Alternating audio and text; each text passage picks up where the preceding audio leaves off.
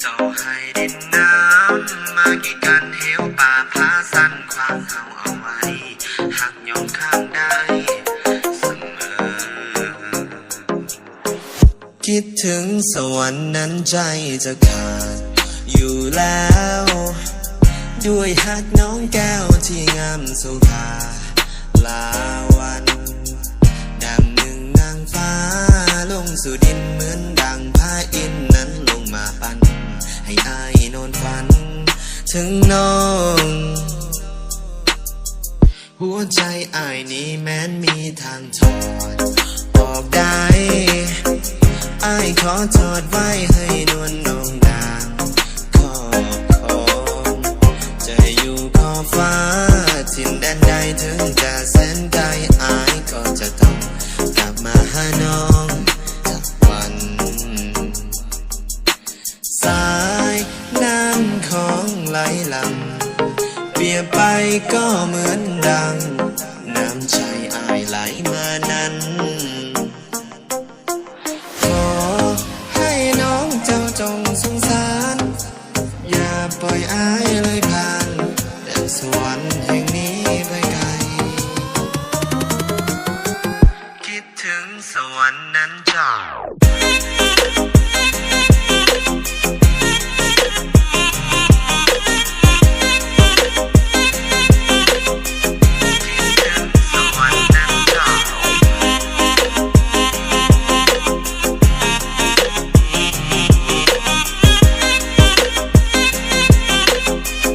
เวียงจันทร์สวรรค์นั้นใกล้กันสุดขอบฟ้าแต่อายจะมาคู่เคียงดวงใจต่อให้ดินน้ำมากี่กันเหวป่าผาสั้นความเฮาเอาไว้หักยอมข้ามได้เสมอสายน้ำของไหลหลังเปรียบไปก็เหมือนดังน้ำใจอายไหลมานั้นขอให้น้องเจ้าจงสงสารอย่าปล่อยอายเลยผ่านแดนสวรรค์แห่งนี้ไปไกลคิดถึงสวรรค์นั้นเจ้า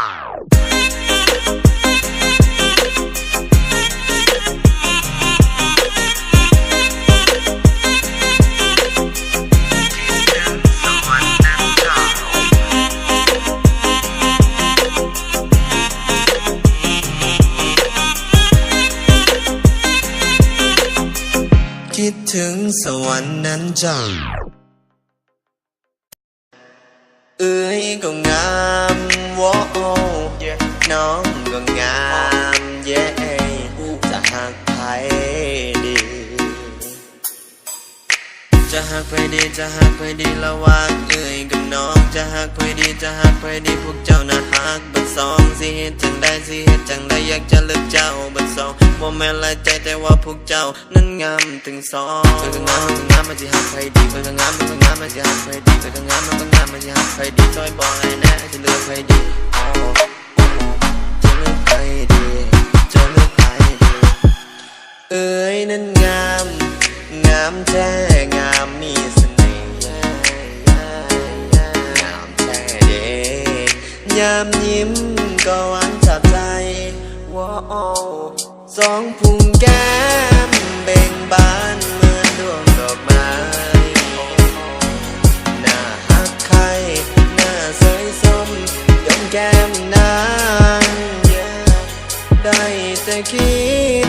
คำควรเพ้อลำผ่านได้แต่คิดโอ้จอมขวัญเจ้าจะงามทั้งน้ำใจน้องนั้นงามเหมือนเอื้อยงามบ่มีผิดใจแต่คิดบ่ฮู้จะตัดสินใจสองน้องเอื้อยสร้างงามเคียงคู่กันไปพักเอื้อยใหญ่ยังงามน้องผู้โสภาอุ่นใจนะเมื่อหากันมีปัญหาอยากนักหนา เพราะสองคนนั้นงามเหมือนกันคนก็งามมันก็งามมันจะหักใครดีคนก็งามมันก็งามมันจะหักใครดีคนก็งามมันก็งามมันจะหักใครดีซอยบอกให้แน่จะเลือกใครดีคนก็งามมันก็งามมันจะหักใครดีคนก็งามมันก็งามมันจะหักใครดีคนก็งามมันก็งามมันจะหักใครดีซอยบอกให้แน่จะเลือกใครดีสองพุงแก้มเบ่งบานเหมือนดวงดอกไม้หน้าหักใครหน้าใสส้มดังแก้มนางได้แต่คิดคำควรเพ้อลำพันแต่คิดโอ้จอมขวัญเจ้าจะงามงามทั้งน้ำใจ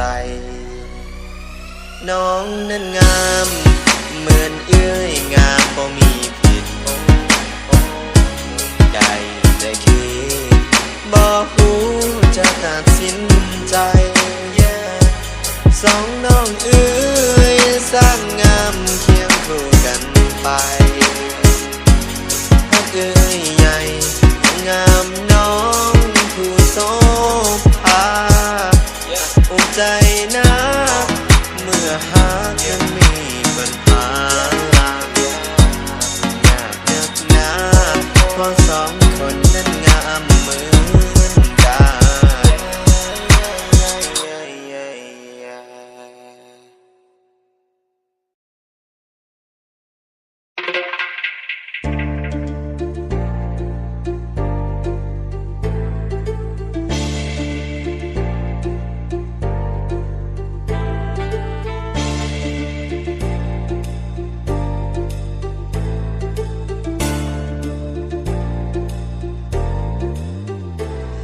Con phố đã lên đàn, mà lên đàn phải xuống phố để giải ngố chứ không cây đầu bởi hợp số. Vì công việc hàng ngày chấp chứa quá nhiều toàn nhẫn là vết ố, nên vì thế tao dùng có khô tẩy rửa đi hết những điều thống khổ và tao sống không có lỗ, sống luôn đúng chỗ. Thằng binh boy nó đã gọi điện nó bảo là tối nay có show và tao hỏi nó đang ở mô, nó nói là tao ở casino. Ai giỡn hay dân chơi, mày đang giỡn hay đang bơi? 5 phút nữa tao xuống tận nơi có mấy con gửi đuổi tao đi chơi, vì đêm nay tao muốn buông lơi có mấy anh em cùng đi sông ơi. Ai cũng nói binh boy hình chim là bất gì, 95% là sai, tụi anh đẹp trai là đúng thiệt. Nào nào mình cùng lại đây về pha, về cho nó hết thấy đường về nhà. Nào nào mình cùng lại đây la chơi cho nó hết tối nay ngủ chuông gà. Quăng ta cây bon, quăng ta cây bon, quăng ta cây bon, ta cùng chơi vòng tròn. Quăng ta cây bon, quăng ta cây bon, quăng ta cây bon, ta cùng chơi vòng tròn. Này hôm đi ơi đừng lo vì hôm nay là thứ hai, ngồi xuống lại đây mà chiều là 4 người ra. Đốt là 4 người ra. Con kẻ mày nó dám lên tiếng thì tao sẽ cúp đầu. Cuộc trên này chẳng có mấy khi được sướng đâu. Để mày thì chẳng thể nào mà giống tao. Thế nên cứ phải nút chẳng cần phải đúng sai. Chắc sẽ không ngày mai ta còn ngồi với nhau. Hôm nay là thứ mấy chắc chắn là thứ hai. Hôm nay là thứ mấy chắc chắn là thứ hai. Hôm nay là thứ mấy chắc chắn là thứ hai. Này hôm vì ơi còn tâm thì phi ngồi kia làm chi mày muốn đi. Nào nào mình cùng lại đây về pha, về cho nó hết thấy đường về nhà. Nào nào mình cùng lại đây la chơi cho nó hết tối nay ngủ chuông gà. Quăng ta cây bon, quăng ta cây bon, quăng ta cây bon, ta cùng chơi vòng tròn. Quăng ta cây bon, quăng ta cây bon, quăng ta cây bon, ta cùng chơi vòng tròn. Trăng lên đêm cao, sóng đi nhắm nhô, trong xa xa ngoài kia thấy em khẽ cười. Hải sản tươi sống thanh long là có đủ, Phan Thiết không thiếu cái gì chỉ biết đêm nay là thiếu ngủ. Xin tự giới thiệu nickname của anh là Che, quần đùi áo hở sexy đó chính là em, xì tay đó cũng chính là em. Và những cô em thích ăn cà lem, để anh dẫn em đến thâu đêm rồi xong chút nữa mình đi ăn kem. Hôm nay là thứ mấy chắc chắn là thứ hai. Hôm nay là thứ mấy chắc chắn là thứ hai. Hôm nay là thứ mấy chắc chắn là thứ hai. Này hôm vì ơi quan tâm thì phi ngồi kia làm chi mày muốn đi. Nào nào mình cùng lại đây về pha,